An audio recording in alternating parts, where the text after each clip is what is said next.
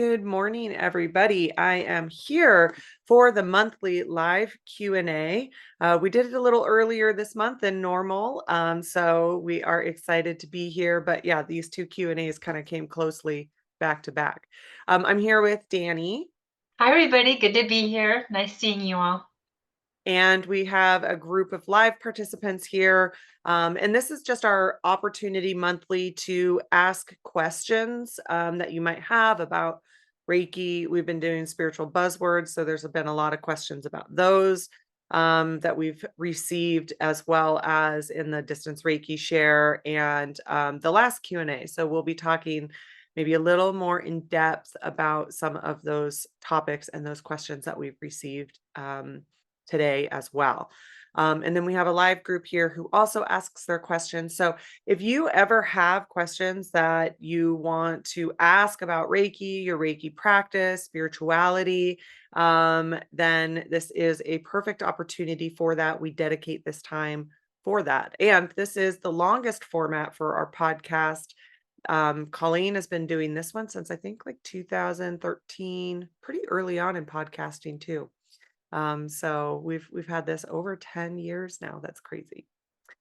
Okay, so I think what we'll do is we will go ahead and get started. I did just want to say I want to keep the announcement short today. I did just want to say we are going to be having our webinar on November 18th, and that is also the same day that Next Step Reiki registration opens. So this podcast will be released next Monday. So I just want to make sure to all of our listeners to let them know that those two things are happening November 18th. All right, let's go ahead and get started. Usually what we do in these Q&As is we start with an invocation because that is what is easiest for us. It brings the circle together. If you're driving, listening to this, as always, just either allow the Reiki energy to just wash over you while remaining safe, or go ahead and skip forward to where we get started with our questions. Okay, so I'm going to go ahead and turn my video off and we will go into the invocation. I do want to say really quickly too that today, as the recording date, we are actually in the Taurus full moon. We are in Scorpio season, but we're in a Taurus full moon. So we're going to be bringing in that energy today here. Because this is released later, for those of you that are listening later, just know that the Scorpio energy and the Taurus energy does offer opportunities to be in a grounded state. Taurus is an earth sign and Scorpio is a water sign. So it's a little bit different than like the very grounded energy of an earth sign, but at the same time, both really allow you to go into that depth. So even though you might be listening to this later and it's not the Taurus full moon, that's okay. You can still receive the grounded energy, which is interesting because we had a few questions about that come through over the last few days. Okay, so with no further ado, you can go ahead and get comfortable. Close your eyes and take a few deep, slow breaths.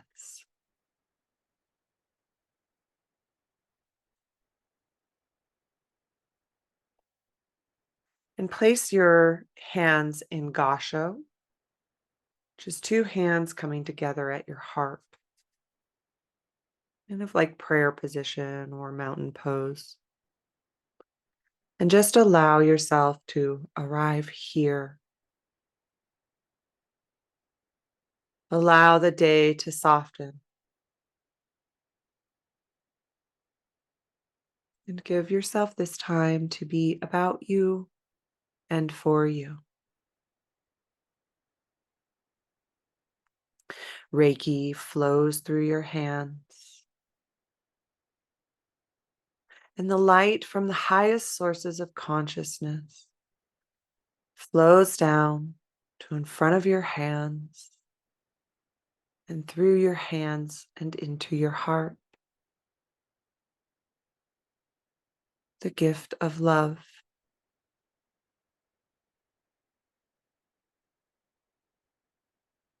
Open your heart and receive.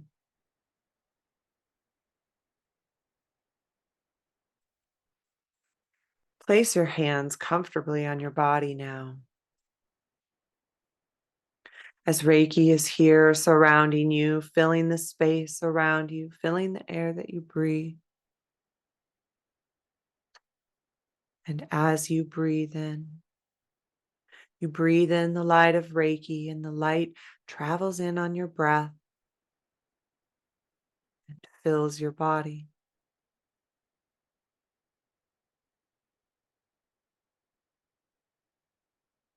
The light awakens your inner life force. Your vitality wakes up, your colors brighten, your inner knowing stirs.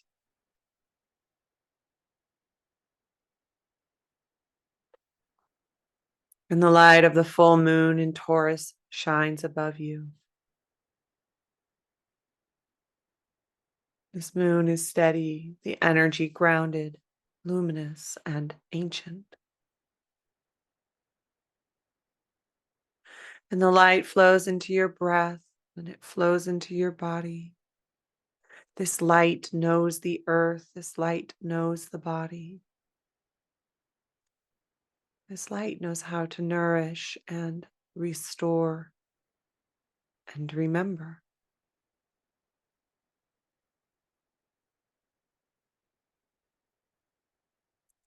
And as you breathe in the light of the moon, your body remembers itself as a part of the earth.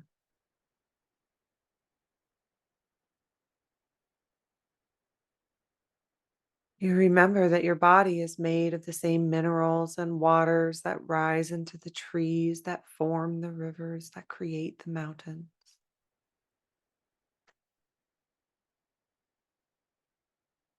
Your breath and the earth's breath are one.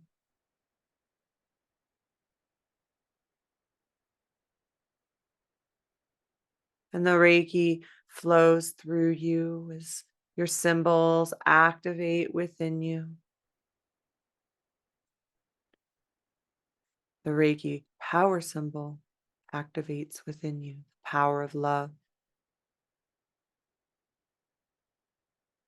And your empowerment awakens.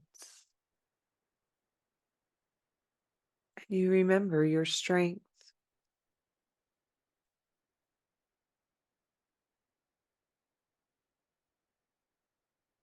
And the mental emotional symbol awakens your inner clarity and intuition.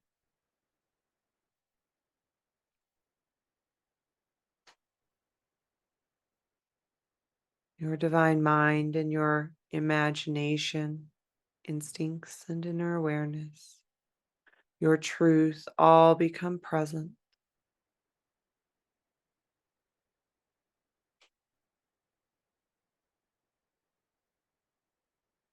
And the distant symbols awakens the divine heart within you. You remember the connection of all things, and the entire field of consciousness is here.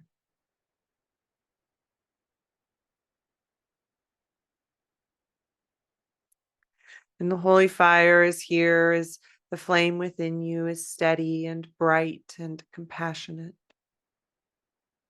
The flame reveals your wholeness.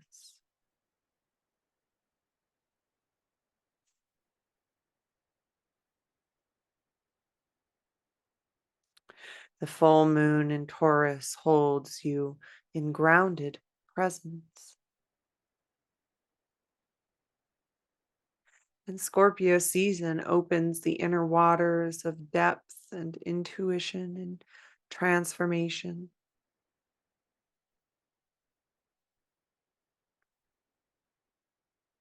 These energies move together, not in conflict, but as one breath, one cycle, one rhythm.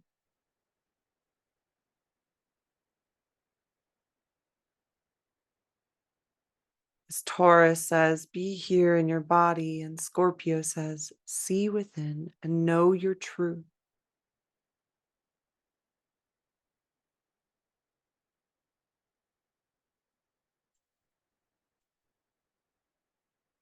You stand at the place where these two voices meet.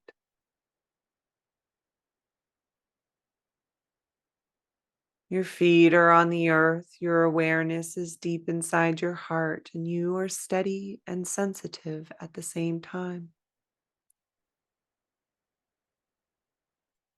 Rooted and intuitive, present and luminous.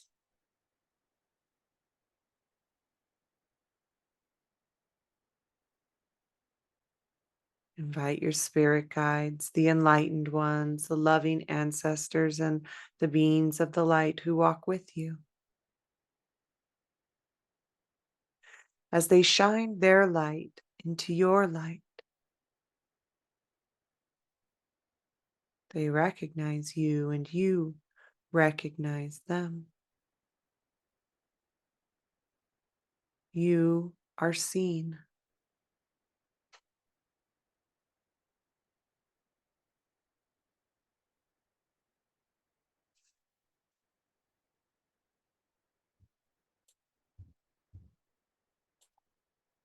And the moon pours its light into your heart, into your breath, into your belly, into your spine, into the places where you store memory and meaning.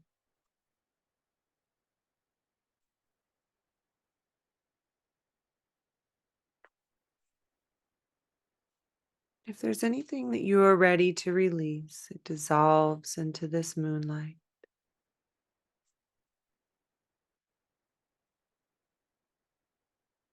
Not pushed or forced, released into its own time in its own grace as the light reveals your wholeness.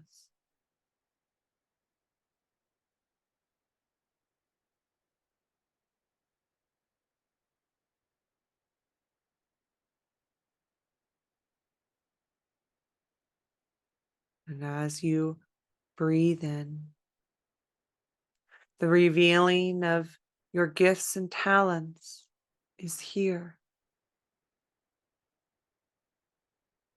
It might be an actual talent or gift. It might be love or compassion or the ability to recognize beauty within.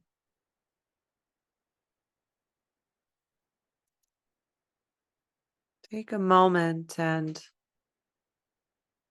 let it reveal to you.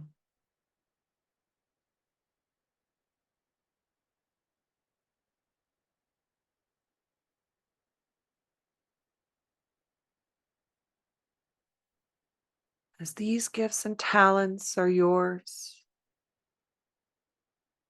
they're part of your spirit and your human life, practical and sacred at the same time, belonging in your daily life, belonging in your breath, knowing in your spirit.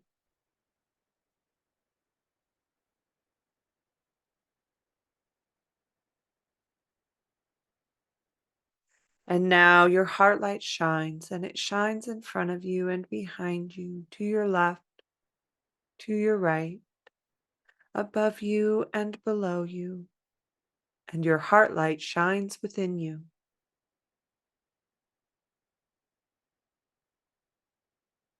The full moon reflects your own radiance. The earth holds your body. The guides walk with you. And your human spirit and divine spirit are unified right here, right now, within your body and in your life.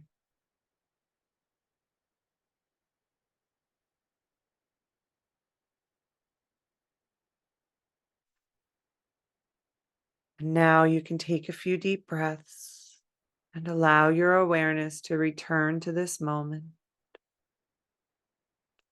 As you feel your body, your hands, your feet, you feel the steadiness of who you are.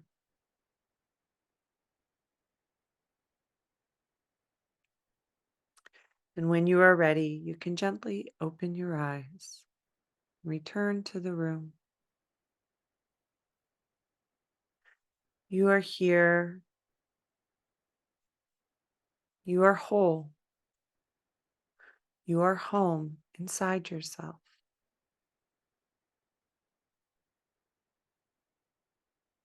Thank you. And so it is.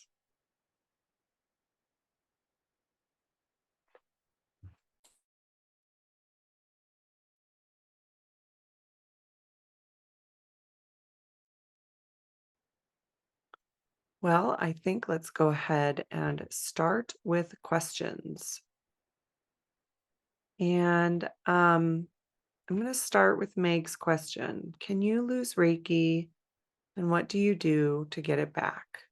And what do I have to look out for that I don't lose Reiki? How do I strengthen my Reiki? So, believe it or not, these questions are actually very commonly asked and also experienced.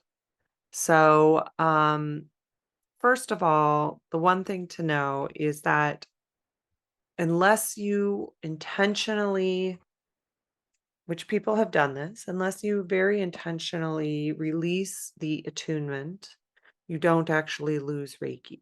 Even if you don't practice Reiki for years and years and years, the attunement and the Reiki energy is still there.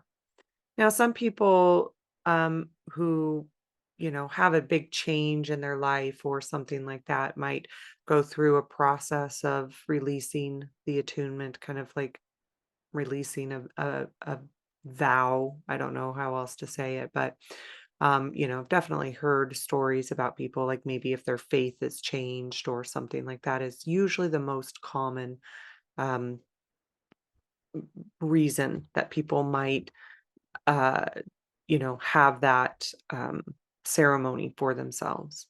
But we do go through cycles where we are feeling more connected to the energy than others. So, this is a common thing where sometimes, especially maybe right after a class or an attunement or a session, we feel very, very connected to the energy. We're feeling it running very strongly. And then other times it feels maybe subtle, maybe because we don't feel it as strongly in certain cycles in our life. We have fear that it has left us. Um, and uh, that just isn't the reality of kind of how Reiki works. So you do still have it, but to also know that it's very, very normal to have cycles where you are really feeling the energy strongly, where you're feeling very, very connected to it, and then other cycles where you may not. And that's okay. Also, to know that Reiki is still working for you in ways that you may just not recognize as uh, obviously as other times when it is um, very, really strong running through us. So, in those times, it can be when maybe we have really busy cycles in our life. Maybe there's a lot going on in our life. Maybe we have a lot going on in work and family, and maybe we're caregiving. Maybe we're doing all of these things that keep us from being in um, those time frames where we're in a very like specific practice. Like maybe we, in the cycles where we're able to take 20 minutes in the morning to do self Reiki and meditation. And in those time frames, we can feel very connected into it. But sometimes we're in cycles of busyness where that's not a reality. Um, and and so you don't necessarily feel quite as connected to it in that way because of that. So that that is also some of those times where it's normal to feel like that. But also know that Reiki is supporting us and running in its own way. Some people do in those time frames kind of report that maybe they don't even feel it through their hands, those sensations that maybe they're used to feeling. But also know that Reiki is still there and it's still working and it's still running. It just might be in ways that are a little more subtle than what we are maybe usually used to. So that's the first thing to say with that. Um, I don't think that there are ways that you need to look out for so that you don't lose Reiki. Nobody else can make that happen. Reiki wouldn't make that happen. It would only be in those time frames that, like I said, people really go through a very like choosing dedicated where they might lose the attunement. And even then, I'm not exactly sure how that works, but I've definitely heard people say that. So you don't have to look out for any of that. It's just really a recognition that it can be cyclical as far as how we connect into it. And there are times where it is more subtle. Um, and I've gone through that too. Long-term practitioners, teachers have gone through that too. There can be times in our lives where we have the time to be in ceremony. We have the time to be in self Reiki. We don't have a very super busy outside world. Right now, Reiki for me has to fit in the way that it can fit in. I'm lucky that it is also my work. So I feel it in sessions for others. I feel it when I'm teaching. I feel it when I'm giving attunements, things like that. But outside of those time frames, I am, up at 4:30 a.m. doing my schedule of my life until bedtime. So 9 PM. Um, and maybe then I get a half an hour of like reading time. That is very important to my self-care. So I work Reiki into those time frames if I can. I ask it to come in. If I'm in conversations with my friends, my family, my daughter, I ask it to come in. I may not feel that boom, Reiki is on, but I know it's there working. I don't have a ton of time with, having sports in my life, having social things, having school, like all of those things that are a part of my life. um, I don't have time to make other choices to be in like ceremony or meditation or things like that all the time. I mean, I love it when I can, but it's just not a reality of my life right now.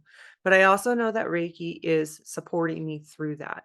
I also do know that it's there when I need it, but sometimes, yes, I will fully admit that it feels more subtle, especially in self Reiki. And that's the other thing to know is that, like, that is a very common experience as well. In self Reiki, you can go through cycles where it feels very strong, but other times it can feel a lot more subtle than when we're even giving it to others. So if I'm in a session for somebody else, it can feel really strong and I can feel it running, but in self Reiki, like it might feel very subtle. But you see the changes over time. And that's the thing that always recognize you see the changes in your life over time for yourself, your own growth, your own expansion, how your life operates around you. And so those are the things to look for when it comes to knowing if Reiki is working or not. I know longtime practitioners and teachers that have never felt Reiki, not once giving it to somebody else. They didn't feel it in the attunement. They don't feel it in their hands. They don't feel it running through them like a lot of people do. But how they said is how they know that it's working, how they know that it's there is through the results. So, through the results and how they respond to situations in their life, through the results of how they care for others, through the results of giving Reiki to others and how much it transforms their lives. Um, and So that is one of those places that you can always look at and to know that Reiki is there in the ways that it's there for you, and it's going to be different for everybody. And if you are in a time frame where the cycle you feel not that you're necessarily less connected to it, but that you feel it physically less or intuitively less, however that works for you. Just know that that can also change. So you will most likely go into a different cycle you are um, when you might have the time. Periods of grief, periods of caregiving, periods of things when things are really hard. That's another time where people can have reported that they feel a bit less connected to it or they feel it less.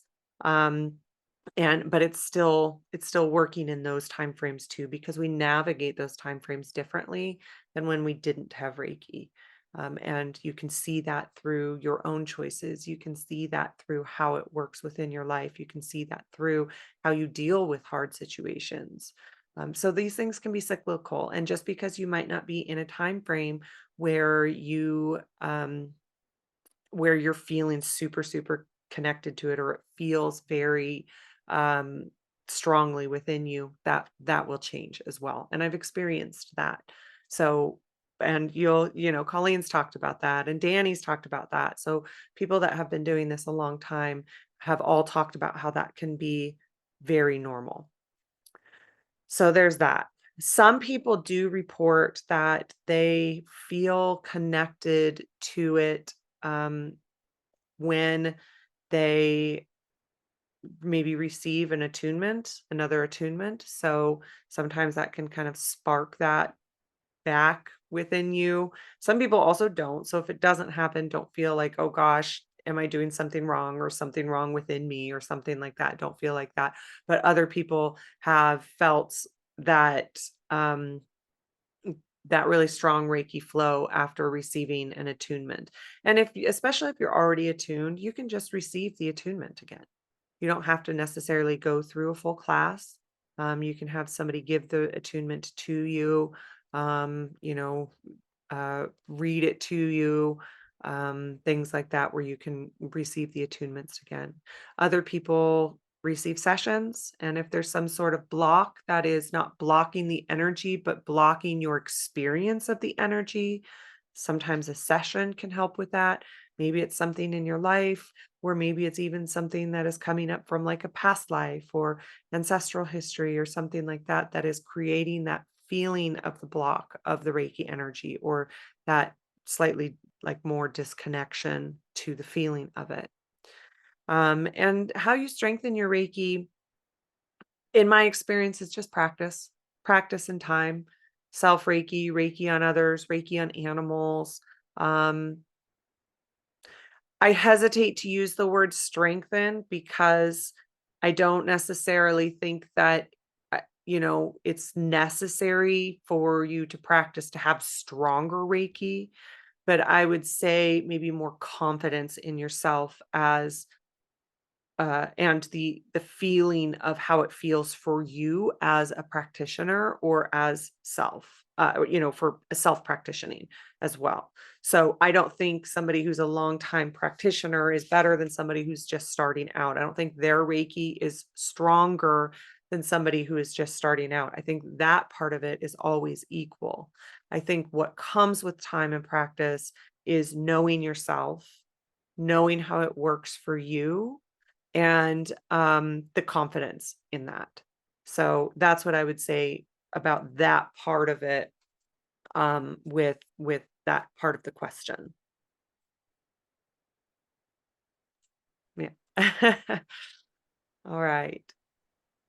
Okay, so I am going to go ahead and move to Jules's question, which we actually had some additional questions about this come in.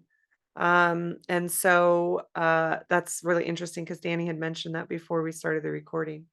So I am interested in recording my own meditations for clients. What music do you suggest to play in the background? So for this, I would say there's a couple of different things with this. Um,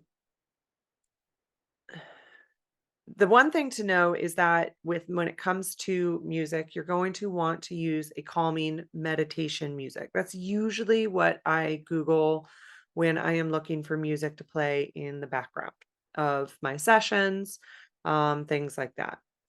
Um, because as a person that's very sensitive to noise, I would say that generally speaking, a meditative music that doesn't have a lot of ups and downs, that is calming, that is, um, and this is going to be personal preference. So that's also true. Some people like music that's a little more fast paced, a little more moving. It's also going to depend on what kind of meditation you're doing. So if you're doing like a moving meditation or something like that, it might be that you are using a faster paced music. But for the most part, if you're talking about the idea of a calming meditation, you're going to want to look for calming meditation music. Um, so that's first things first. And also recognize that people can be sensitive to sound, especially in energy work. And I always am going to, when I'm in a session for somebody else, like if I'm doing a session for somebody else, I always ask how people are liking the volume of the music, because I've also had it where people, especially in like an in-person situation, where people who are hearing impaired need the music a little bit louder than people who are sensitive to sound. In that case, I'm going to usually adjust where like my speaker is, so that the person who might have a hearing impairment can hear it louder than the person who is sound sensitive and can be further away from the sound. So that's one thing. But just a recognition that people have all different kinds of sound preferences. So to ask, I usually ask the person when we're testing sound, I want it to be loud enough that you're not struggling to hear it, because for me, that can also be a little distracting in a meditation. But I also, want it to be quiet enough that it's not competing with my voice. Because for me, that's super distracting that when a music changes in sound or volume, that all of a sudden I can't hear the words coming out over the music. I find that part of it really, I personally would prefer it to be a little quieter and hear the practitioner or the meditation rather than louder and not be able to hear the person talking. So that's usually how I ask the client um for their music preferences.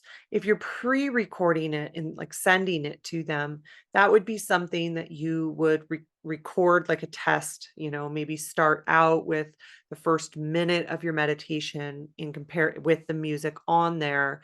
And then you would then go back and listen to it. And I know listening to yourself is like super rough. um, it's like, the cringe that can come for that, but you definitely want to be able to see how the sound is in comparison to the music, and then, change the levels of it from there. So that's the first thing with the sound. I know it's a little different than your question, because you're asking where can you find music, or what music do you suggest? So when it comes to music, if you are just playing it privately with not any commercial use, you don't have to use royalty free music. So that is one thing to know. So if it's just going to be between you and your client, let's say you're sending it to them through email or through Dropbox or Google Drive or something like that, then you don't have to use royalty free music, because you're not trying to publish it or get views on it or make money on it, right? It's just private. So there's no way to know if it's royalty free or not by the artists. Um, so, like, when I'm in private sessions, many times I will find a few videos on YouTube that I like, with the music. I really like Jason Stevenson. Um, r- I think his is relax and rejuvenating. His channel has a lot of good music. I don't like a lot of like piano in it. I like it more really, um, like smooth across the board, but that's personal preference too. A lot of people really like it with piano in it. or instruments of some sort. Um, and so I'll go to his channel, and there's another one that I can't think of off the top of my head, but go into YouTube and find channels of artists that you like. And I will play those during sessions. One thing to know is that try to get ones that don't have what are called mid-roll ads. And that's where the ad will start like in the middle of the in the middle of the episode or the song. Because boy, when that comes on and it's louder than the music, talk about pulling you out of the session. So that's one thing that I would suggest. Now, with those, usually you can record that music in the background of your meditation. You can do your meditation through Zoom. You can do it. I use Audacity. That's somewhat easier audio editing tool. You have to get, if you're very unfamiliar with audio editing, just know that there's a learning curve to it. Watch tutorials on YouTube. There's better sound editing tools out there now. I've just been using that for forever. So when I want to do it, it's just the quickest. So that's why I do it. I also use CapCut. That's another one to use. You can do that. Those two are both free. Again, lots of options out there, and those are probably somebody's going to be listening to this like, oh my gosh, I can't believe you used those dinosaurs for auto editing. That's okay. It's what's easiest for me. But you can also use Zoom and get your sound correct through your microphone, playing it through your computer sound. There's ways to do that. I will say one of the things that Zoom does is it compresses its audio. It does that so the recordings can be smaller. Now, some musicians use it, and there are now on Zoom settings for musicians. And so you might want to look that up. I don't know exactly how to do that because I'm not a musician. I know that Zoom has come out with better options for that. But generally speaking, Zoom sound isn't going to be as good as like a locally recorded thing like Audacity or CapCut and speaking into your microphone or your earbuds or, like a microphone that's in front of your face through wired headphones. So just to know that about Zoom is that it compresses your sound. So you do lose a little quality in it. So back to the music. Sorry, I digress. If you're going to be playing it commercially. So if you're going to upload it somewhere, I believe even if it's unlisted or private on YouTube, um, you will probably need to look for royalty-free music. Now, sometimes it just won't allow you to what's called like monetize it with that kind of thing. But sometimes it will also give you strikes for using copyrighted music. So you need to search royalty-free music. The one thing to know is that you will have to pay to use royalty-free music. The good thing is that now there are so many different options with royalty-free music that you can find it pretty easily. Sometimes, the cheaper songs can be shorter. So if you have a longer meditation, you might have to loop that music. So if it's a 2-minute audio, continue to loop it until it gets to be however long your meditation is. But that's the term that you're going to look for. Longer songs are going to cost more money. So that's just something to know about it. However, you can get 5 songs and cycle through them. And they're not as expensive as they used to be because so many people do this now. You can also look up people like Jason Stevenson will license their music for a one-time fee. Now, if you want to use it like as an introduction for something, I think that's more expensive. That's a whole other subject. If you're just talking about personal meditations, that is, you some of those things like it's not super expensive to license his music for personal sessions. And again, if you're just sending them directly, the time that you have to worry about the royalties, the copyrights, things like that, is when you're using it on like a public facing with it all. So think that that is it with the music. You definitely can just start with AirPods or earbuds that are wired with a microphone. Test your sound, see how it plays back for you, adjust the music based on that. I do prefer having a microphone kind of in front of me for it. I don't have the best microphone for really, really like professional sound quality, but it does a pretty good job for what it is. We have the Blue Yetis. It's very easy. But we were just talking about upgrading our sound quality. It's on our short list to do. Um, but if you're just trying to get started, you're just doing sessions, definitely a just AirPods should work for you for that. Lots of people do podcasts with that. A lot of our guests are using AirPods uh on podcast, things like that. So, is there anything that Danny I might have missed as far as what you can think of with that? I was just looking at her question. And also, too, just for some people, like if you're doing a session, like I still have my client use their own music. So I don't even have to think about it, So I will ask them, go ahead and get your music ready on your end. And so and a lot of people don't like any music, but they can select their own music as well. Thank you for adding that. That is very, very true. If you're just looking to get started with that, that's an easy way to do it for sure. Yeah, yeah. So, and that's how Colleen does it too. I like to play music so that they don't have to think about it and how it works with my voice and stuff. But that's totally personal preference. Yeah.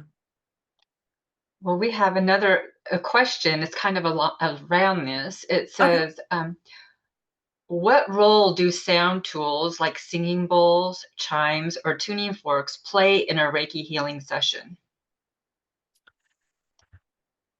Okay. So, good question, especially because we have been talking about some of these things this month, and I would say that this is another it's again, buzzwords is not quite the right term for some of these things. But sound healing is a really big and thing, and it continues to grow in um it continues to grow in requesting it, and things like sound baths are just becoming more and more popular as people are experiencing them and really loving it and finding a lot of effect and effectiveness from the healing that it provides. Okay, so what there's a couple of different things with when it comes to these types of tools being used in sessions. We have what are sound healing tools, and then which all have their own different functions. I'll go through some of those things. And then you also have like drumming or sound, you know, drumming, rattling. I'm trying to think of the word that is would be used for that category, but like a drum beat or a rattle beat that is also sound healing, but can also be used in a variety of ways. And then in the same category, but a slightly different version of it, you have sound bowls, and you have a lot of different versions of sound bowls. You have like a Tibetan singing bowl, you have a crystal tones bowl, and kind of anywhere in between of those, you have tuning forks. That's another version of sound healing that is a part of this category. And then there's so many more. So you can have bells, chimes. That's the bells and chimes are both a part of it. You can see people that have triangles above people's bodies in Reiki sessions. So the first thing to know is that when it comes to Reiki sessions, these things can be integrated together, and many people do that, or they also can be completely separate practices. So somebody might use drumming and rattles in their shamanic practices, because that's the origin of drumming and rattles, or an origin of drumming and rattles. I don't want to say it's the only one, but a shamanic practice is an origin of that. And then you also have more of the sound healing aspect, that people become sound healers that are not Reiki attuned. So they can be used separately and trained separately or together. So both can be true. So going into how people use them within Reiki, because that's what we're here. We're Reiki, practitioners, and combining them with Reiki, which many people do. We're going to start off with the drum beats and the rattles. So many people do what's called Reiki drumming. That is where you are using the Reiki drums to kind of to get you in that altered state, in order to give you to have a Reiki session or get your client into an altered state. Because in shamanic, and we talked a lot about this in August, so I'm not going to go too deep into it, but in shamanic work, you are using the drum beat to journey, to do your journey work, or the rattle. You're using that, not just the vibration, but also the frequency of the drum beat to get you into an altered state, um, and using that to journey through the sound, to go into the upper, the middle, or the lower world, which is the enlightened realms. And people use drums, they use rattles, they use all different kinds of things to do that, but that create that frequency or that timing of the drum beat in order to get you into an altered state. So people combine that with Reiki. So maybe they're doing it over a client in a Reiki session. Maybe it's helping them as the practitioner. Maybe it's helping the client to get them into a deeper state. Maybe that's to be into a more open state of receiving. There is also healing that comes through that sound, that the drum beat, the frequency, the vibration, the timing of the, in between the beats, things like that. So somebody might do a drum beat over a chakra, and that is bringing in the healing for that chakra, maybe opening it, maybe releasing from it, maybe also bringing in that the empowerment within that chakra. So, and maybe they're just have Reiki activated within their hands and they're combining it that way. Maybe they're asking the Reiki energy to be delivered through the drum beat. Maybe they are combining their drumming in the Reiki session, but they're kind of not separate completely, but they're two different tools being used in one session. So um, that is that kind of tool.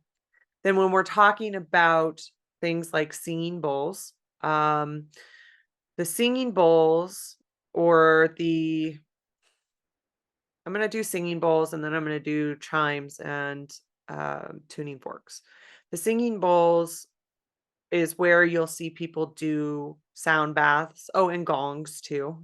I know I'm not including everything. So if there are tools out there that you use, know that they are included in this, even though they're a little bit different, and different techniques and tools.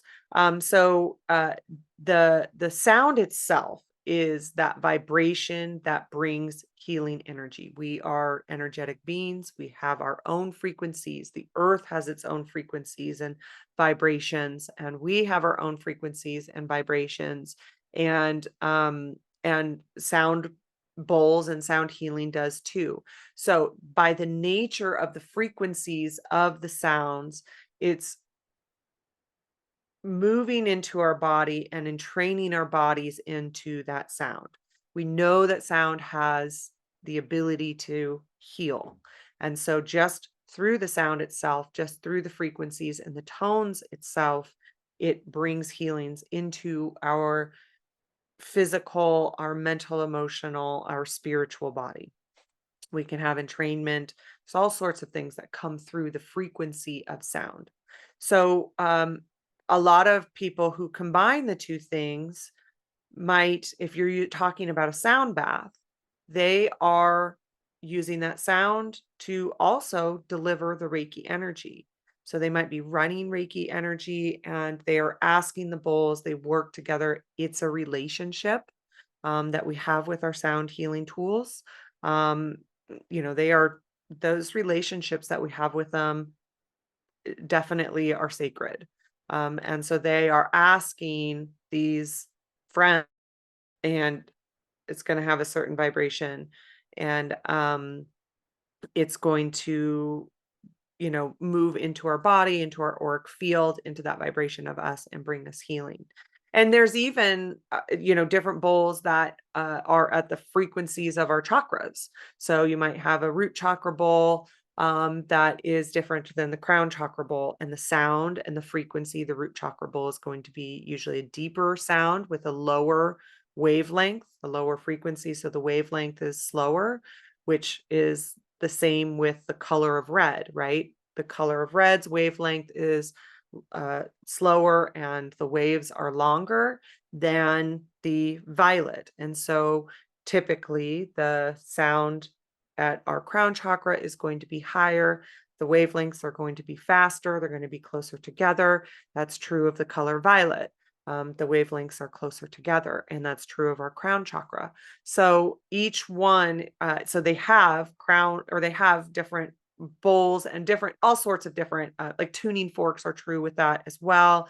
They have different instruments that have different frequencies and different sounds to match like the vibration of our chakras, just as an example. It's expanded even beyond that, but that's just an example of how that works. So again, the Reiki practitioner, same as the drum beat, might be asking that bowl to deliver Reiki energy. They might just be running Reiki energy to have the intuitive guidance of the bowl, of what bowl to use. So what the client needs. It might be very specific, like the chakra example that I just used. And also they might ask that the bowl deliver the frequency of Reiki energy on the sound to their client. So that's how that works. Now, tuning forks and chimes, in triangles, they're all going to have their different things as well. Tuning forks are one of those things that we actually have quite a good amount of science around the frequencies of tuning forks. Like my friend who's a PT, you can find broken bones with tuning forks, which I didn't know. I don't want to know, because apparently it's super painful. But there's quite a bit of science around tuning forks and the frequencies of tuning forks. So that's their own category. I don't know a lot about tuning forks other than I enjoy them and I see how people use them. Um, and it's a similar thing. You're going to have different ones that have different frequencies, that have different ways that they work together, or they work on different ailments or frequencies or areas of the body, things like that. And they are delivering their own healing through their vibration, through their sound, but then also you can combine them with Reiki energy and deliver it on the sound or run it or be in Reiki energy to know intuitively what your client needs. So tuning forks are another one that have kind of its own lots of learning and training around. Also, all of these things you can be trained in. There's lots of classes out there and understanding around them. It's like more than I ever knew until I kind of like, are in these spaces and attend sound baths and things like that, that are a part of it. Also, to know that if you are a sound sensitive person, like I am a sound sensitive person, some of the sounds I resonate more with, others I resonate less with. A lot of practitioners or like facilitators, sound bath facilitators, for example, I've been to them where they offer headphones for those people that are sound sensitive. And you can let them know that you're sound sensitive and that that it is, that, or you bring your own headphones or something like that. And that you can ask them to play it gentler or louder, depending on your preferences. Either way, even if you couldn't hear it at all, the vibration is still carrying those wavelengths of sound, and it is still delivering healing to your body. And then chimes, if we're talking about like triangles, they have other chimes that, can even be like there's multiple chimes on one instrument, um, different frequencies, different sounds. They're played in a little bit of a different way, but in a similar idea that it's that the healing is delivered on the sound. And you can always combine it with Reiki energy. Okay. Yeah. Also, I have a couple things to add too. Is like with sound, you can even like what I do is I use certain music, like you know, for I feel like that has like Jonathan Goldman, which is what I learned, many a zillion years ago. And so sometimes when I'm with new clients or new attunements, for me, it just takes me back to that learning. And so sometimes music does that for me. And then also just remembering in Karuna Reiki, we learn chanting. And so just using our voice. So, Yes, thank you. uh-huh. Chanting and toning is another part of sound healing. And yeah, thank you for mentioning Jonathan Goldman too. I didn't mention him in the beginning when I was talking about some of the music that we like. He has a lot of really beautiful music as well, and very healing because they're making it intentionally with the sounds, with the notes, with the instruments, with the vibrations and the frequencies that are meant for sound healing. And totally agreed that, like you said, in Karuna, we learn chanting and toning. There's a lot of practices around chanting and toning, ancient practices around that you um, can learn and be a part of, like kirtan and um, different things like that are outside of Reiki, but also can be used in combination with Reiki, where you're delivering you when you're delivering Reiki through your voice. So in Karuna Reiki, we chant the Karuna Reiki symbols, and it's something that you learn. So that's a that's another part of sound healing that is there as well. So a lot of these are just tools to use with Reiki because we've been talking about that in the distance Reiki shares. So here's one. How can crystals or stones support Reiki sessions? And do I need to activate them before use? Okay. Well, do you want to start or do you want me to start? I'm going to get back to you.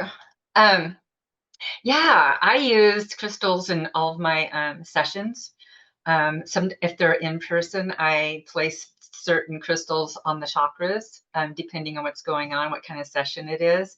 And the way I activate it is really simple. Sometimes I simply put them on my Reiki grid and just charge all together. And sometimes I hold them and charge with this particular symbols or intentions.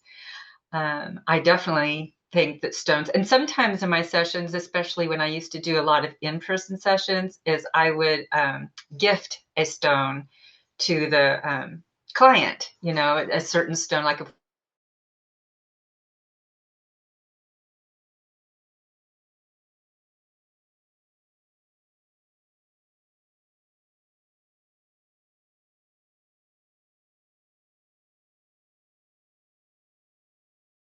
With what Danny said. Crystals are one of those things that you can not have to learn a lot about, or you can become an expert in crystals. We've had several crystal experts on our podcast. Nicholas Pearson, I think, is the one that we had the most recent. Um, He's written multiple books on crystal healing. He's a Reiki master. Um, and also Jay Jackson has been another person that we've had on. He's another crystal expert. So and there's just so much information out there on crystal and crystal healing. So that's the first thing to know. You can deep dive into this for sure. There are, crystals that have different properties. So for example, you can have like a smoky quartz or black tourmaline or black kyanite that is a protection stone. You can have rose quartz that is like the love, or it doesn't always have to be love. It could be self-love or platonic relationship stones. Like it's all about the relationships of our heart, whether that's to ourselves or to others. Um, so you have a lot of different types of stones that have different qualities uh, and different properties based on their makeup and what their makeup. I almost said genetic makeup. We'll say that because they are, the stone nations are definitely friends as well. I've said that word a lot this episode. But it's also true. So they have different, chemical makeups that create the knowledge that they hold very can be different frequencies, different resonances around that. And so you can learn all of those different things and learn what each one does. And a lot of people do. And it really just comes down to what you're connected to. So that's to me, if or what you're called to on whether you want to deep dive into it or not. I think over time you learn some of the basics about some of the basic stones, for sure. And so like quartz is a really neutral stone. Clear quartz is a very neutral stone. And so it can be used for a lot of different things. And it can be continually cleared and reactivated or recharged in different ways for your different intentions. So it's a really good one to start with if you are interested or feel called to that, or like, I don't know where to start. What's a good stone to start with? Clear quartz is a great stone to start with, which is why you find it so commonly in shops and things like that, or people talking about it. Um, so there are kind of different ways to go about the stones. Sometimes you have something going on in your life and you want a stone to help support you through that. Let's say you want to manifest something, and so you look for a stone that has the properties of what you want to manifest, or let's just use the example of quartz because it's a good stone to be able to do that with. You want to place your intentions into the stone. Other times, you might just be drawn to a stone and you're just using it intuitively. You may not necessarily know its properties, but you want to have a stone that is uh but you're called to pick one up. Maybe you see it in a shop or something like that and you're like, wow, I'm just really drawn to that stone. And so it is a more intuitive process. Or as Danny said, when you're in a session, maybe you know of some of the qualities of a stone and maybe you don't, but you still are going to place them intuitively on the chakras, or maybe underneath the table if that's a more appropriate thing to do for whatever reason. Maybe the person doesn't want stones on them. You could do it that way as well. And you're just working with that intuitively. Or maybe you're using, different stones that are different colors, red, orange, up to violet. So you can do that. So there's people that work with it intuitively, what you're drawn to. And then sometimes like you might be drawn to a stone and you're like, wow, I really need this. Why do I need this? And then come to find out that that stone, like maybe you look something up about it and that stone has what exactly you needed. We find that quite a lot. Like, oh, I am very and very drawn to this, and then there's something in your life going on that that stone has come in to help you with. So there's both avenues with that. As far as charging the crystals and activating the crystals, I do like to do that. I don't think it's necessary because people work with stones who are not Reiki trained. It's a very widely used practice, and that people use that aren't in Reiki. But that is something that I like to do is I do like to charge my crystals. So if I'm going to be using them for a session, I might hold it in my hand and activate it. Lots of people attune their crystals. You can do that. Um, you can draw the symbols over your crystals. People also like clear their crystals or recharge their crystals through things like burying them. One of the most common, since we're on recording this on the full moon, is the full moon. Put it out in the moonlight. Sometimes it's sunlight. There's a lot of different ways to clear it, to charge it through nature. But then if you are, Reiki attuned, you can definitely do both of those things with Reiki. The power symbol is a great clearing symbol to use. The the to use to clear it. It's also a great symbol to use to charge it. You can place your intentions into it. If I'm using it for a client, I'm going to clear it and charge it before and after a session. Sometimes I'll use my own personal crystals in sessions. Most of the time I don't. It's only if I'm really called to use, especially my few, like this one is, I hold this up quite a bit. This one is a very personal crystal to me, but sometimes I am called to use that in a session.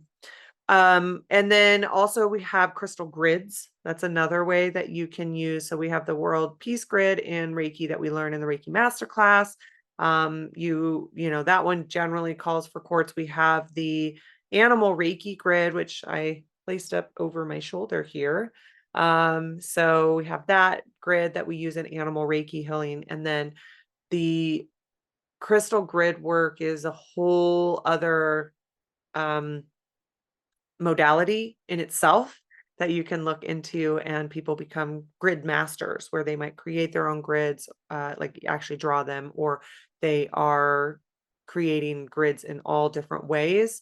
And so that's another thing that you can learn how to do. And that's a way to heal. It's really so much grid work is done for placing intentions and continuous healing into them.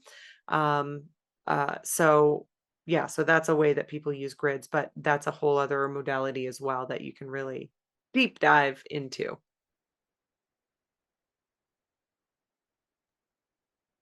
Did you see the question we have in the chat from Krista? So I I didn't can get a read it. chance to read it. Do you want to read it? Sure. I had a question. I host fundraising events for my local animal shelter, for example, kitten yoga. How fun. I do send Reiki ahead to the event. I've had a guest mention they were hoping to see me do Reiki on the kittens. What are ways to incorporate Reiki into group settings like this? Good question. So there's a lot of ways to incorporate Reiki into a group session. Sending it ahead, I think, is a great way to do that. So that is something that is great also. In addition to any of the other practices that you might use in your actual class. Many yoga people or teachers are attuned to Reiki, and they do incorporate Reiki into their class. They might just run it themselves, like through themselves, um, and just allow that to kind of guide the class in an intuitive manner. The one thing to know about Reiki energy is that it never does harm. So you can certainly run it. And if like you are in, gosh, I can't think of the word, not corrections, but how you're going around and maybe helping people adjust their positions. And so they might receive it in that point if they say yes, or they may not. So that's another way to do it. If you feel comfortable, many yoga teachers say that they're attuned to Reiki and say, I am now going to send Reiki. You can just say yes if you want to receive it, or no if you don't want to receive it. And Reiki respects all of those boundaries. So just know that um, that can be done as well. A lot of teachers will do this maybe in Shavasana, or they will do this like after, like, okay, or maybe just before. Okay, now we're going to just spend a few minutes in the Reiki energy, and how you are going to send that can be up to you. A lot of people are going to do it in like a soft send like this, or maybe their hands down at their legs. If you're sitting like cross-legged or something like that, that's a way to send that. So that is one way to do it for the people in the class.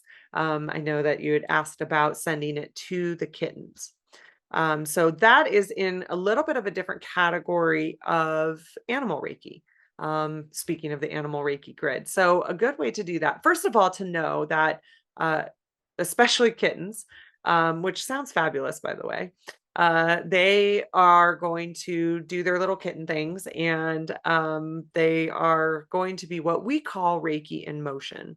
And so with Reiki in motion, that's just allowing the um oh, you're an animal Reiki master. Oh, okay. You bring in the yoga instructor. I did allow to unmute Krista. Just know that if you talk, you will be on the recording. So I don't know if you want to be or not. So you can just continue to chat in the chat. But if you do talk, you'll be on, and we post this on YouTube. So I always like to give that caveat so people know. Okay, you're the animal Reiki master. So then you know all of the different things about animal Reiki. When it comes to actually having the Reiki go to the kitten or go be in the class, you can just intend that it just goes to the kittens. Also, if you're sending it to the kittens, that if anybody wants to receive any additional, like if you have, let's say you have your symbols activated, are you ICRT Animal Reiki, or Yes, that's right? Pam Allen LeBlanc's student. Yes. Okay. All right. So you can activate Tree of Life as well as your human Reiki symbols. So you can certainly tell Reiki, like, okay, we're going to send to the kittens now. Or you can, if you want, you can also say to the class, like, hey, I'm going to send Reiki to the kittens. And if you want Reiki, if you want to receive Reiki as a part of this, I also have like although Tree of Life goes to humans too, but I also have all of my symbols activated, and you can just say yes, and you will receive the Reiki as well. So you can integrate both of the things into it. And so I would say just use your animal Reiki master skills in sending to the kittens, and all the tools and techniques that you know with that. Also, maybe if there's a time and a place of explaining, like, hey, we just let them be Reiki in motion. They don't need hands-on. They'll say yes or no depending on what they need. So the ones that want it will receive it. The ones that don't won't receive it. So if there's ever an opportunity to explain some of the things like that, then maybe you want to do that. But just know that you can run it in class, and also offer it to the human people if they would like as well. Mhm. Thank you very much. It comes up because we had a kitten yoga class and the kittens were running everywhere and it was really fun. And at the end of the class, a lady I've known for a really long time, she said, aren't you going to do Reiki? I wanted to watch you do Reiki on the kittens or so. And I was like, oh, shoot. I just felt that she was disappointed, and I thought I'm going to be better prepared. Yeah, Next yeah, I kitten think that's a yoga. perfect opportunity. And also, again, Mhm. if you wanted to integrate it, like when the humans the humans are like in Shavasana, I know that's a sacred position for people, and maybe they don't want to receive Reiki in that time unless they know, but you could say, now I'm going to offer Reiki to the kittens during that time frame, or just let them know that I'm offering Reiki to the kittens, and they have the option of consent on whether they want to receive it or not. and they may receive it for a certain time frame and then stop. And but that we are running Reiki as a part of this class as well, and that I'm sending to the kittens.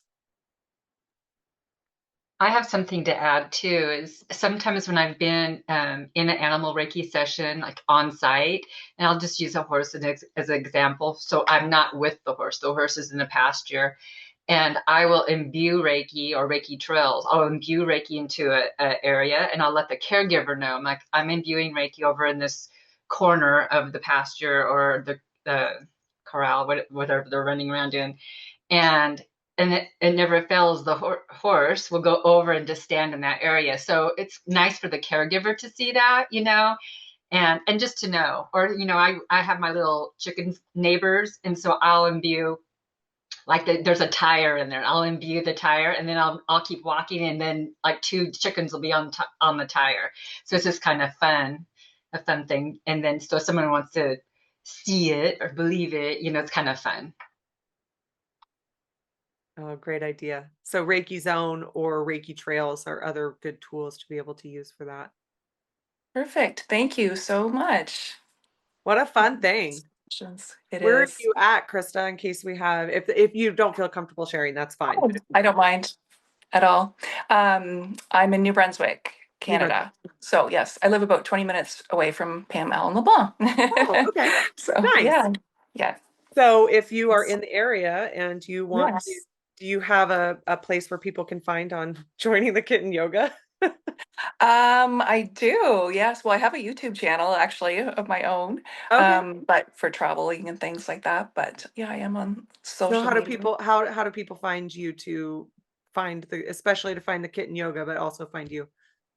On Instagram, I'm Krista Shea Reiki, Okay. and same with Facebook, Krista Shea Reiki, and I'm in Fredericton, New Brunswick, and it's for the Fredericton SPCA. Thank Perfect. I love it. you, Robin. Yeah, I love it. That's fantastic. So if you're in Fredericton, New Brunswick, or surrounding area, look up Krista, and she hosts fundraisers for the Yes. SPCA, kitten yoga. Yes. So my friend and I foster kittens for the SPCA, and we neither of us teach yoga, but we look for a friend that volunteers their time, and we just find a location and maybe look for a sponsor to help pay for the venue, and people love it. We love it too. That's amazing. I just can picture it. Money. Are the kittens just a joy to be with in kitten yoga? Yes, yes, and we do want kittens that are going to enjoy it too, Of right? Like course, not yeah. scared ones. So, Yeah. yeah, sometimes you get a litter and they're just like zooming all over the place, and people are laughing, and yeah, it's really fun. It's what it sounds like, I guess. Yeah, Yeah, that's yeah. so And fun.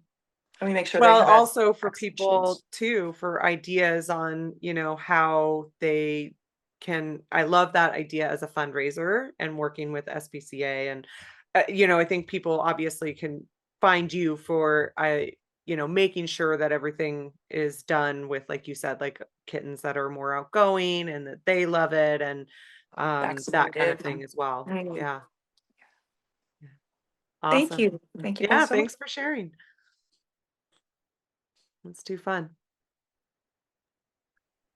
Want me to continue on our list, or do you have anything? Yeah, well, I was just going to say too, the also the neat thing about that, for you being a Reiki master, practitioner, teacher, and the things that you have, one of the ways that people definitely connect into a community of people who are wanting to experience Reiki is through yoga. So not all yoga students or studios are into that, and that's fine too. But just even being able to say, hey, I'm going to run Reiki kind of opens that door. And I know that's not what you're doing it for, Krista. But sometimes it's not necessarily even about like the business idea as much as it is Reiki coming into somebody's life and finding them, especially animal Reiki, if they're already there for a fundraiser for the SPCA and things like that, that Reiki can come into their life and give them also another way to, contribute to help the wellness of the animals and support them in that way, but it opens the door for the conversation around it. Yeah. Love that. All right. So, since we're talking about Animal Reiki, one of the questions is, are you going to have another in-person Animal Reiki class? Yes, we do. We have it on our calendar. It's going to be in July of 2026, in a similar time frame as last year. Don't have it up right now. You can go to Reiki Lifestyle Classes calendar, our Google Calendar. It's embedded into our website. I don't think registration is up yet. Let me see. It's going to be Animal Reiki 1 and 2. It's going to be the 14th and the 15th of July, 2026. And Animal Reiki Master is going to be the 17th through the 19th of July, 2026. And I think the time is wrong on there. We'll have to adjust that. But registration's not up yet, but you can go and take a look at our calendar. And I don't know if we still have the pages up for in-person. Do we, Danny? We do. Okay.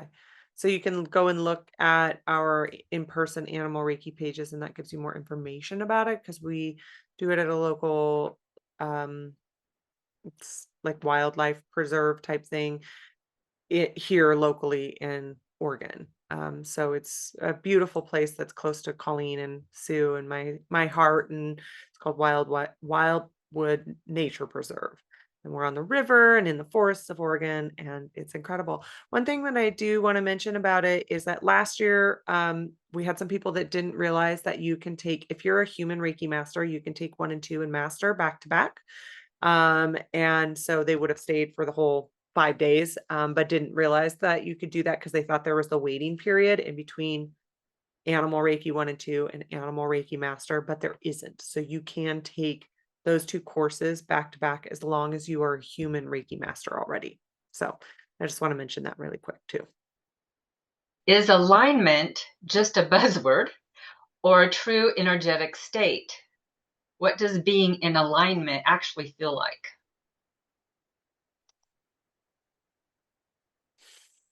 Good question. For me, alignment is ease. It's really light and easy. It's just flowy. It's Yeah. not, that's how I feel like alignment is. I'm like, oh, that makes sense. Okay. And then I go over here and then, oh, that makes sense. And I go here. So I just feel an alignment, like things are just kind of flowing. Yes. I would agree with that. This is a good question because this is something that people use a lot in spirituality. And I would say the biggest thing with it is that to me, it always feels out of alignment when people use that term in spirituality in a way that is like a superiority idea of like, oh, I'm in alignment and these people are not in alignment. And so for me, that's sometimes, this all might be kind of a little like controversial. I try to honor everybody, but I also am not a super big fan of when uh there's the righteousness that can come in to these spaces.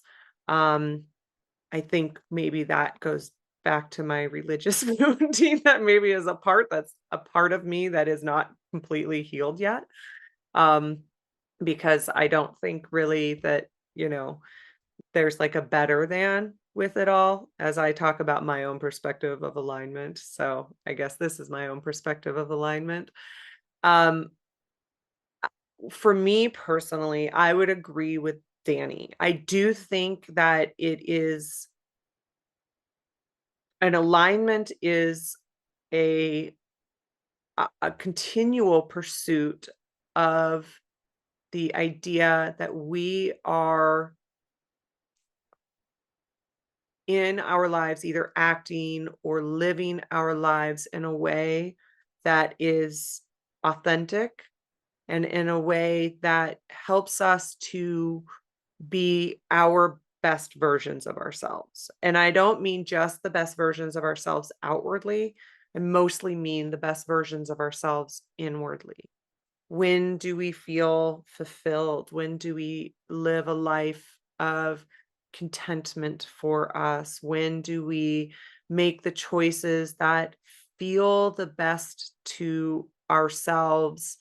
Um, and the only way that I can kind of describe how I feel like when something is within alignment for myself and something is not within alignment of myself is this idea of when it's not in alignment with myself, when I'm making choices or I'm doing things that are not within alignment of my inner truth, my inner happiness, who I want to be in this world, um, is when it gives me that feeling where my body is not at home, where I don't feel this groundedness, where I don't feel grounded all the time. I think that's you know, unrealistic. So I'm not always feeling grounded. But when I am not feeling like I'm kind of more in that like worry, that fear, that anxiety feeling within my body. And as somebody that is like a clair intellect, a clair cognizant, and has that overthinking mind, that's also where I can feel when it's my intuition versus when it is a legitimate, like instinctive worry that I might have. Do I feel it grounded in my body, or do I feel like I am all over the place? Maybe I'm feeling like I can only describe it as like this kind of like vibration that is really in that state of anxiousness. Like it feels like it's like vibrating really fast, like it does not feel good in my body. And when I know that I'm out of alignment with myself is when I can feel that difference in that embodiment of who I am. So whether that is if I'm making a choice, is this choice like in alignment with me or is it out of alignment with me? I can take a moment and feel like, okay, which one feels more grounded within my body or which one feels that really kind of icky vibration that I can feel when I know that this isn't in alignment with who I am, or it's not in alignment with my happiness, or it's not in alignment with who I am outwardly. Like if we make mistakes as people, if I'm, let's say, gossiping, for example, I don't do it very often, but I don't think it's realistic to say that none of us do ever. Um, that's out of alignment of who I want to be, right? Of who I hope to be. And so my body can feel out of alignment with that. And so outwardly out of alignment to the choices of who I'm showing up as in the world, kindness, compassion, love, those kinds of things. Those are in alignment with who I hoped I would be. And so you can kind of feel that difference. At least I can. Now somebody different might call that a different word than alignment. I think that to me that is just semantics. Um and that's okay. Like that's how I think of it, just like how my, you know, imaginative how I compare it, like, within my body, like, that's my metaphorical version of it. Somebody else, it might feel or look or be different when they are out or in alignment with somebody or something.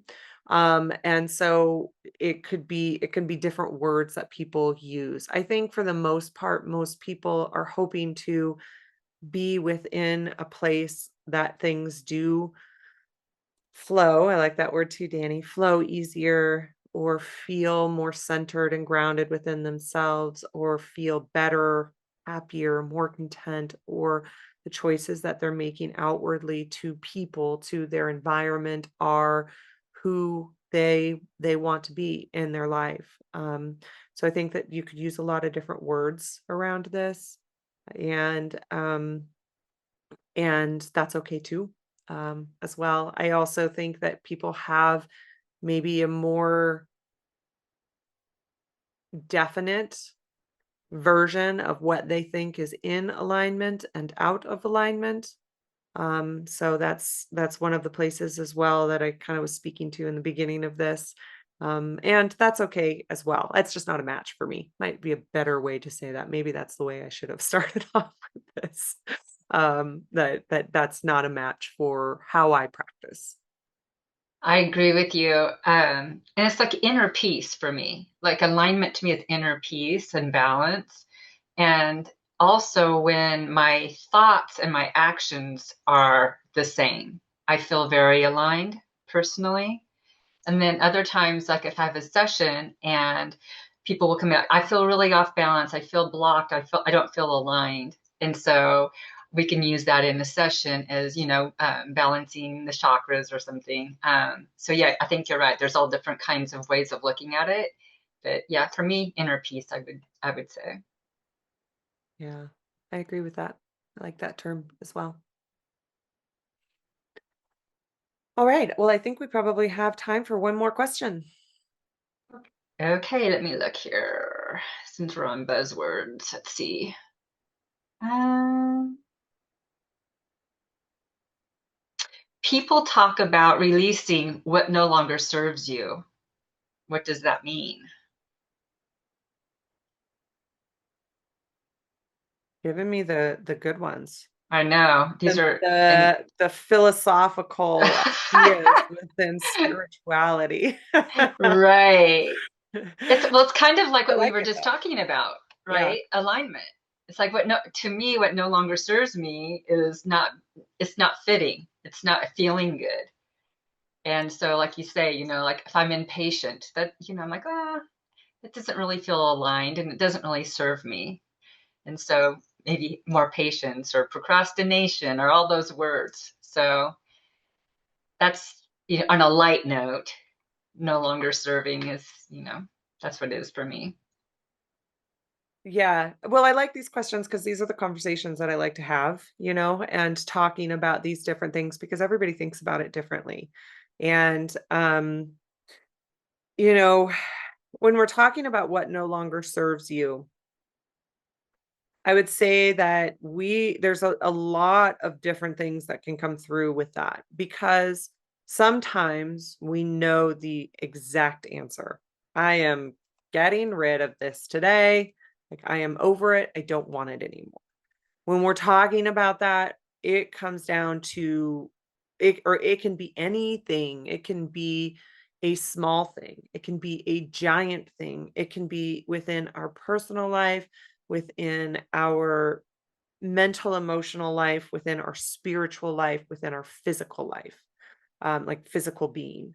So there's not really any limitations on what is no longer serving us that can be um what is like let go of that day. It can be very practical and it can be very small. I want to let go of, you know, something that somebody said to me today that didn't feel good, or maybe a news story that I watched that I don't want to hold on to anymore.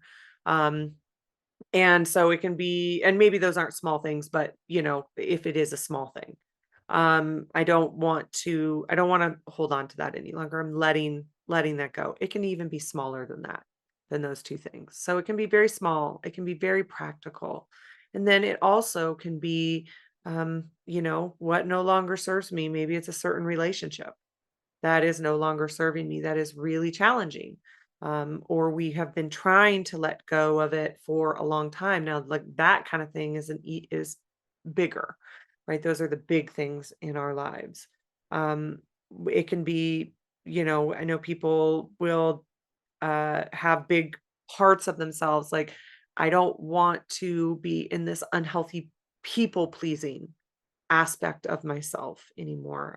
I'm done being in the people pleasing aspect of myself anymore. Or maybe from a physical standpoint, I want to give up um, what's no longer serving me. Maybe there's like an addiction or something like that that you want to be releasing. And there can be a lot more to a lot of these things that are complementary to Reiki with them. So, you know, therapy or medical aspects or things like that. But then Reiki is also helping on that deep spiritual level of things that really comes in and supports it. Although there can be spiritual things that you're getting rid of that the other things may not be able to help. Like that Reiki energy is the answer for that. Um, and so these with Reiki energy, it naturally lets go of things. It naturally brings in healing. You're letting go of that place within you, and that's making space.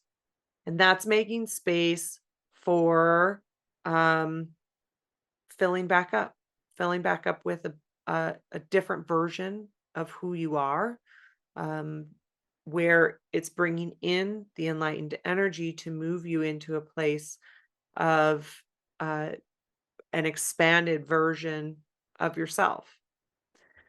Sometimes we don't know what the answer to that is. Sometimes, like, I have no idea what I am letting go of today that is no longer serving me. And that's okay too. You don't necessarily need to. You can just state the intention, and Reiki knows where to go and what to do with it, and what is letting go. And sometimes that becomes clear for you, and other times it does not.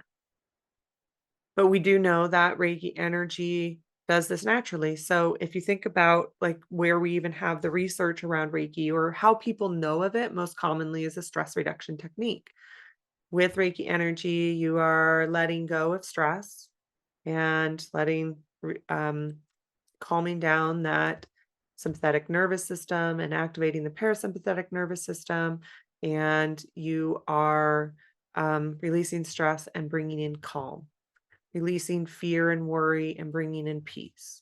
Like that's a natural thing that it does so naturally on its own.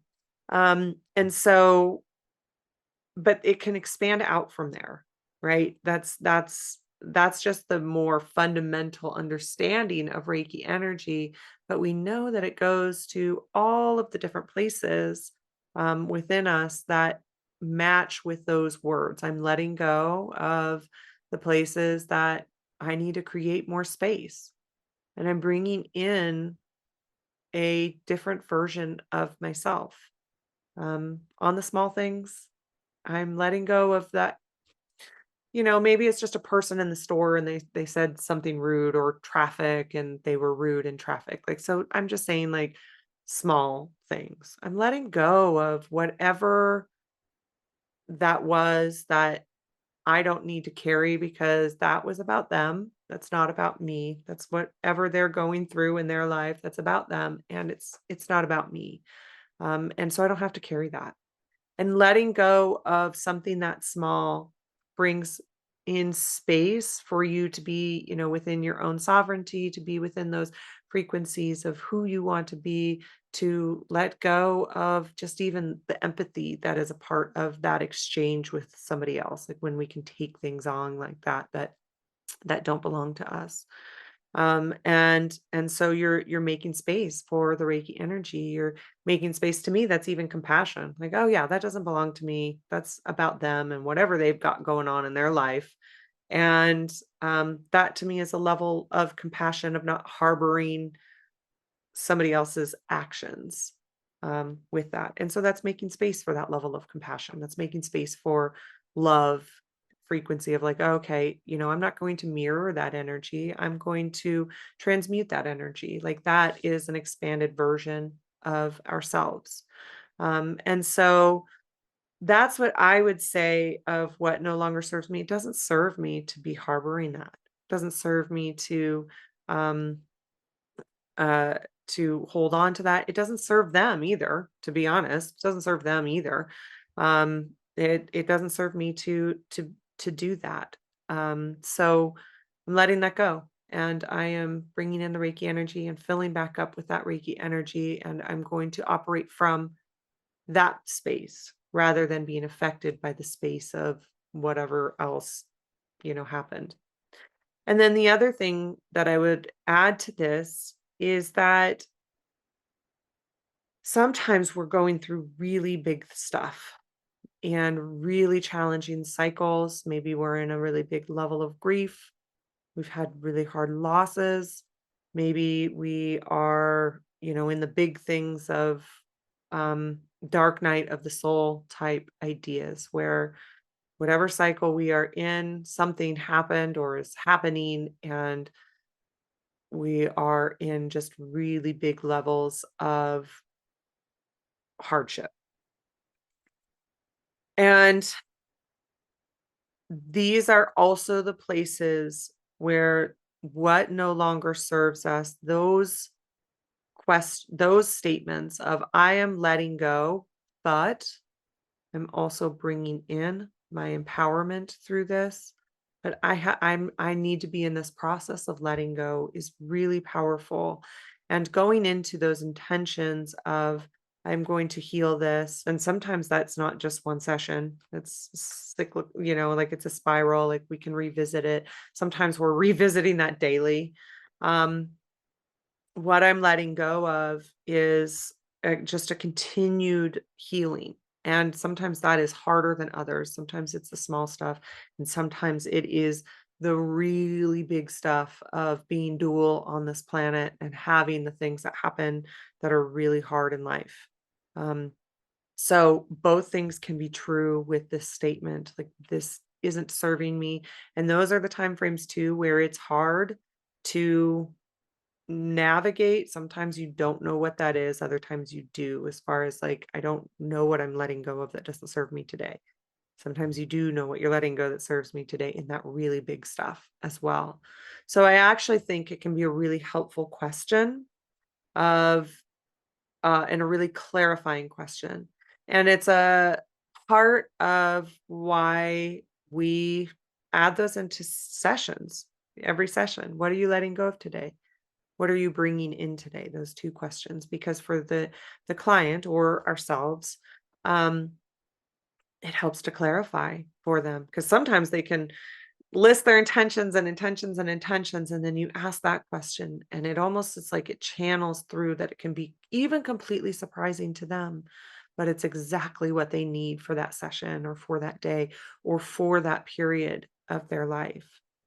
So that's the other thing that I really always why it's so helpful to ask that, because sometimes I don't know until I ask the questions. Sometimes I do know, and the question even the answer can come out a little different than what I expected. It's because it's on that really deep soul level that you're letting go. Um, I had something else and it just went out with it as well around this. I don't know. Maybe it'll come to me in the next few seconds. Maybe it won't. But and I always ask those questions because it helps me to find my intentions. Oh, that's what I was going to say. When I say that it becomes a more expanded version of ourselves, that's what Reiki does. And especially when we're working with it very intentionally. I mean, it does anyway. But is that it continues to move us into a place of wellness for ourselves. And when I say wellness, I mean every facet of wellness, sure, physically, but when I'm talking about wellness, I'm mostly talking about mental, emotional wellness. I'm talking about spiritual wellness. I'm talking about being able to handle our lives in that viewpoint of alignment, or hopefully in those times where we can act out of love and compassion and add that vibration into the world, as opposed to responding to else's temper or frustration or impatience with us in the grocery store. So there's those kinds of things as well. And as we continue to do this work, letting go of these things and making space for the enlightened energy and all that that brings out within us, um, that that brings us into a greater state of wellness, of alignment, of balance, however you want to use that word, say, or however you think of it in those ways, which to me also brings us into a greater state of peace, a greater state of happiness, a greater state of contentment. And slowly over time, and sometimes really big leaps all at once, that's what these practices help us do. And that's why we are, I think, so drawn to them, because they help us live in a kinder world, just even for ourselves, because as we, bring that energy out, that's what's reflected back to us in a kinder world and a more beautiful place for ourselves, um, because it helps us to expand further, and with growth. And we can come into these practices with so much trauma. We can come into these practices with really challenging things. Maybe that's what even brought us to these practices. We're in a really hard cycle, and so Reiki is what called us to it. Um, we can come into these practices, and it helps us to be cycle breakers or lineage breakers in our family history.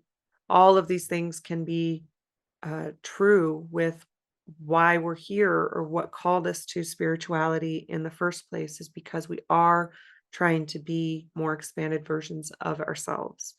And so I think that that's another piece of it as well. When we're letting go of those things, we are shifting that. You see people that come into Reiki and they don't want to carry forward patterns of their their generations, that generational trauma that can be really true. They don't want to continue those patterns. And so these practices, and also integrating them with other things like therapy and stuff like that, help us to do that.